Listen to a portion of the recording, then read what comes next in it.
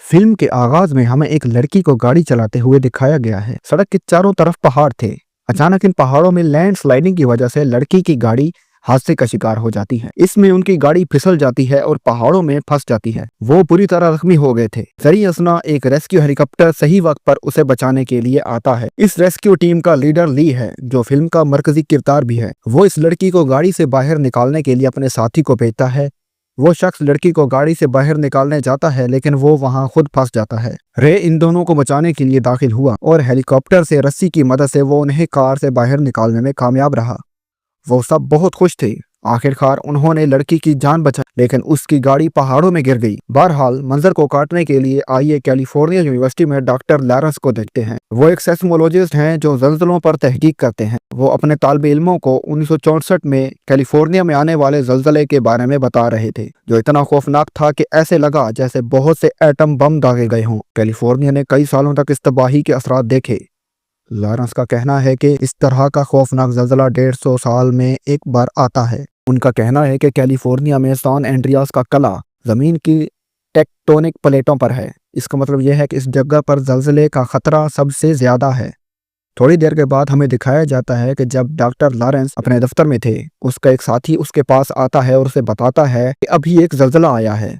वो फौरी तौर पर अपना काम छोड़ देते हैं और ज़लज़ले की शिद्दत की पैमाइश करने चले जाते हैं। वो दोनों एक बहुत बड़े डैम में जाते हैं, जहां से उन्हें ज़लज़ले की शिद्दत की पैमाइश करनी पड़ती थी। जब वो ये काम कर रहे थे तो अचानक उनके मीटर पर लहरें बदल जाती हैं। लहरों में इजाफा खतरनाक था। इससे पहले कि वो कुछ सोचें या करें, यहाँ एक बहुत ही खतरनाक ज़लज़ला आता है। दरअसल ये लहरें ज़लज़ले की अलामत थी। हर कोई अपनी जान बचाने के लिए वहां से भागता है। डॉक्टर लॉरेंस के साथी भी अपनी जान बचाने के लिए यहाँ से भागते हैं। इस दौरान वो एक लड़की को डैम में फंसे हुए देखते हैं। जैसे ही वो उसे बचाते हुए आगे बढ़ते हैं, एक और बड़ा झटका उन्हें वहां रोक देता है। वो उसे इस लड़की को बचाने के लिए डॉक्टर लॉरेंस के पास छोड़ देता है। फिर एक और खौफनाक ज़लज़ला पूरे डैम को तबाह कर देता है, जिसमें डॉक्टर लॉरेंस के साथी मारे जाते हैं। मंजर कट जाता है और हम देखते हैं कि रे को हंगामी हालत में डैम में आने का पैगाम मिला है, जिस पर ज़लज़ला आया था। बहुत से लोग वहां फंसे हुए थे। जाने से पहले रे अपनी बेटी को अलविदा कहते हैं, जो अपनी माँ के साथ रहती थी। इसका मतलब है कि रे और उसकी बीवी तलाक याफ्ता थे। रे की बेटी अपनी माँ और अपनी माँ के मंगेतर के साथ रहती थी। आज डैनियल को एक मुलाकात के लिए सैन फ्रांसिस्को जाना है, जिसमें वो एमा और ब्लैक को अपने साथ ले जाने वाले थे। सैन फ्रांसिस्को में ब्लैक की मुलाकात एक लड़के से होती है। इस लड़के के साथ उसका एक छोटा भाई भी था। ब्लैक इन दोनों से बात करना पसंद करता है और जल्द ही वो दोस्त बन जाते हैं। वैसे भी यहाँ हमें वो डैम दिखाया गया है जो ज़लज़ले की वजह से तबाह हो गया था। तबाही की खबर अब पूरी दुनिया में फैल चुकी थी। अब चूंकि डॉक्टर लॉरेंस ज़लज़ले के वक्त वहां मौजूद थे, इसलिए एक रिपोर्टर उनका इंटरव्यू लेने आया। वो डॉक्टर लॉरेंस से पूछते हैं कि वहां ज़लज़ला कैसे आया। इससे पहले कि डॉक्टर लॉरेंस जवाब दें, डॉक्टर लॉरेंस के दो तालिबे इल्म डर के मारे उनके पास आते हैं। उनके पास एक रिपोर्ट थी और जैसे ही डॉक्टर लॉरेंस ने ये रिपोर्ट देखी तो वो भी डर गए। वो जानता था कि सैन एंड्रियास में शदीद ज़लज़ला आने वाला है। यह ज़लज़ला इंतहाई खतरनाक होने वाला था कि ये आसपास के तमाम शहरों को अपनी लपेट में ले लेगा। इस ज़लज़ले में बहुत कम वक्त बचा था, का मतलब है कि उनके पास लोगों को इन शहरों से बाहर निकालने का भी वक्त नहीं था। यहाँ हम रिकी की बीवी एमा को देखते हैं, जो एक इमारत की चोटी पर वाक़या एक रेस्तोरां में मीटिंग कर रही थी। अचानक उसकी मेज पर मौजूद तमाम चीजें कांपने लगती हैं।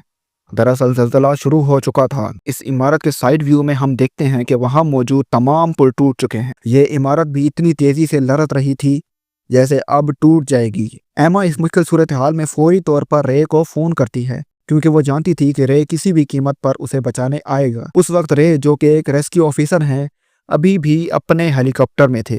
वो एमा से कहता है कि तुम फिक्र ना करो, मैं जल्द ही तुम्हारे पास पहुंच जाऊंगा और तुम्हें बचा दूंगा।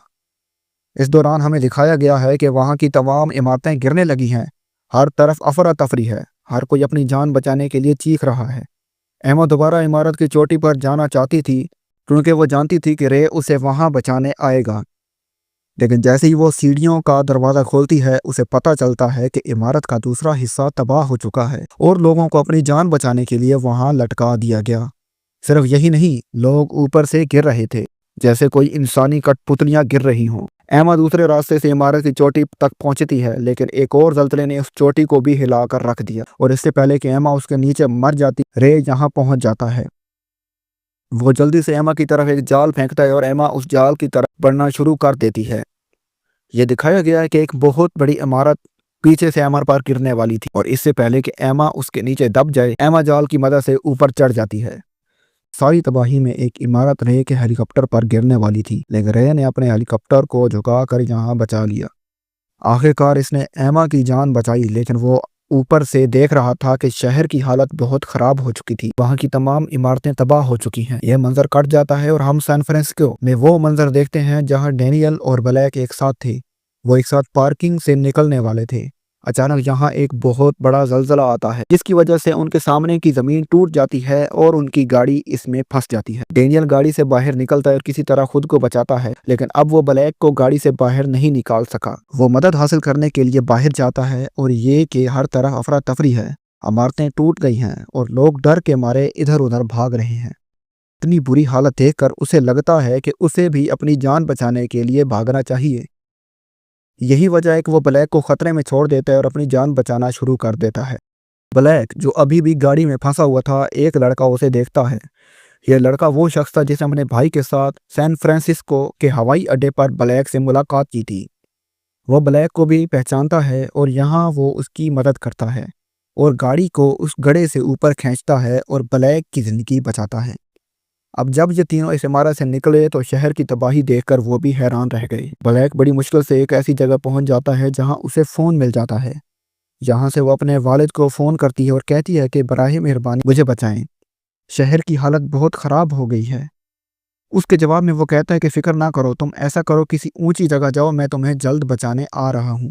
رے فوری طور پر سان فرانسسکو کے لیے روانہ ہو جاتا ہے۔ سان فرانسسکو میں رہتے ہوئے ہم دیکھتے ہیں کہ زلزلہ رک گیا تھا، ہر کوئی محفوظ جگہ کی تلاش میں تھا، لیکن جہاں ڈاکٹر لارنس کے مطابق ہم جانتے ہیں کہ سان فرانسسکو میں زلزلہ تھوڑی دیر کے لیے رک گیا تھا، اس سے بھی زیادہ خوفناک زلزلہ آنے والا تھا۔ اب اسے وضاحت کرنا پڑی کہ منظر واپس سان فرانسسکو میں تبدیل ہو جاتا ہے، جہاں ایک بار پھر وہی تباہ کن زلزلہ آتا ہے۔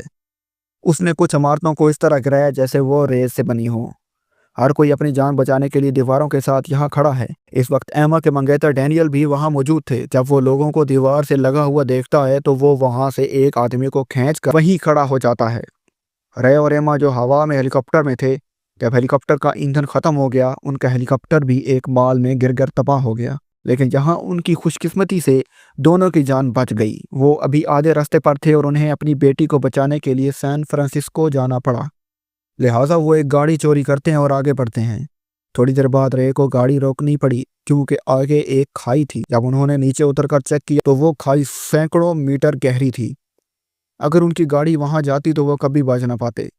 وہ اس طرح سے سان فرانسسکو نہیں جا سکتے۔ پھر ایک بوڑھا جوڑا گاڑی میں ان کے پاس آتا اور ان سے ان کی پریشانی کے بارے میں پوچھتا ہے۔ رے کا کہنا ہے کہ ہمیں کسی بھی قیمت پر سان فرانسسکو پہنچنا ہے۔ پتہ چلتا ہے کہ یہ بوڑھا شخص پائلٹ تھا اور اس کے پاس اپنا نجی طیارہ بھی تھا جو وہ رے کو دیتا ہے تاکہ وہ لوگوں کی زندگیاں بچا سکے۔ آخر کار وہ سان فرانسسکو پہنچتے ہیں، لیکن رے دیکھتے ہیں کہ ہوائی اڈے پر جہاز کو اتارنے کے لیے کوئی جگہ ہی نہیں تھی، لہٰذا وہ ایما کو لے جاتا ہے اور ہوائی جہاز سے چھلانگ لگاتا ہے۔ نیچے ایک اسٹیڈیم تھا، وہ اپنی بیٹی سے رابطہ کرتا ہے اور کہتا ہے کہ بلیک آپ کو اسٹیڈیم آنا تھا، لیکن وہ اسٹیڈیم میں نہیں آ سکی کیونکہ اسٹیڈیم شہر کے دوسرے کونے میں تھا اور اگرچہ یہ بہت دور تھا لیکن رے کو وہ سب کچھ کرنا ضروری تھا۔ وہ باہر جاتا ہے اور سمندر کی طرف دیکھتا ہے۔ اسے اندازہ ہوتا ہے کہ وہ سمندر کے راستے بلیک تک پہنچ سکتا ہے۔ وہ تیزی سے آگے بڑھ رہے تھے، اچانک انہوں نے بادلوں کو تیزی سے اترتے ہوئے دیکھا، لیکن جب وہ قریب آتے ہیں تو انہیں احساس ہوتا ہے کہ یہ بادل نہیں بلکہ سونامی تھی۔ سونامی نے پہلے ہی تمام کشتیوں کو اپنی لپیٹ میں لے لیا تھا، لیکن رے جو کہ ایک ریسکیو آفیسر تھا اچھی طرح جانتے تھے کہ اس صورتحال سے کیسے نمٹنا ہے۔ وہ اپنی کشتی کو تیز کرتا ہے اور لہر کے اوپر سے گزرتا ہے، لیکن ایک مسئلہ تھا کیونکہ اس نے دیکھا کہ ایک بہت بڑا جہاز اس کی کشتی کو نقصان پہنچانے والا ہے۔ رے اپنی کشتی کو تیزی سے موڑتا ہے اور جہاز سے فرار ہونے جاتا ہے، لیکن اس کے اوپر موجود کنٹینر بھی ان پر گرنے والا ہے۔ رے اپنی کشتی کو کنٹرول کرتا ہے اور ان کنٹینروں سے فرار ہو کر آگے بڑھتا ہے۔ آخر کار وہ وہاں پہنچ گئے جہاں ان کی بیٹی تھی، لیکن وہ اسے نہیں دیکھ سکے کیونکہ بلیک ایک عمارت کے اندر تھا۔ بلیک نے اپنے والدین کو دیکھا اور انہیں پکارا، لیکن کھڑکی پر شیشے کی وجہ سے اس کی آواز ان تک نہیں پہنچ سکی۔ جیسے ہی انہوں نے واپس جانا شروع کیا، ایما نے اپنے ہاتھ پر सब्ज लेजर लाइट देखी। उन्होंने पीछे मुड़कर देखा और आखिर में उन्होंने ब्लैक को देखा। इससे पहले कि वो ब्लैक को बचा पाते, सुनामी की एक और लहर जिसने पहले ही शहर को तबाह कर दिया था, इस इमारत और फर्श को तबाह कर देती है जहां ब्लैक थी। पूरा फर्श पानी में डूब गया। रे अपनी बेटी को बचाने के लिए फौरी तौर पर पानी में छलांग लगाता है। ब्लैक का साथी भी छड़ी से खिड़की तोड़ने की कोशिश करता है, लेकिन शीशा बहुत मजबूत था। ये उसके लिए नामुमकिन था और फिर एमा उसे देखती है और उसे एक तरफ जाने की तरफ इशारा करती है। वो अपनी कश्ती से शीशे तोड़ते हैं। यहाँ हम देखते हैं कि रे ने पहले ही अपनी बेटी को बचा लिया था। वो उसे पानी से बाहर लाता है, लेकिन ब्लैक बेहोश थी। रे उसे जगाने की कोशिश करता है, जबकि एमा अपनी कश्ती के साथ बाहर निकालने के लिए जद्दोजहद कर रही थी, क्योंकि सुनामी ने इमारतों को मुनहदम करना जारी रखा। एमा जिस तरह अपनी कश्ती को पानी से निकालने की कोशिश कर रही थी, पूरी इमारत टूटने वाली थी। इमारत टूटने से पहले एमा अपनी कश्ती को पूरी रफ्तार से चलाती है और उसे बाहर ले जाती है। रे, जो अपनी बेटी को बचाने के लिए कोशिश कर रहा था, देखता है कि ब्लैक को भी होश आ गया। जैसे ही वो होश में आती है, वो सब यहाँ से चले जाते हैं।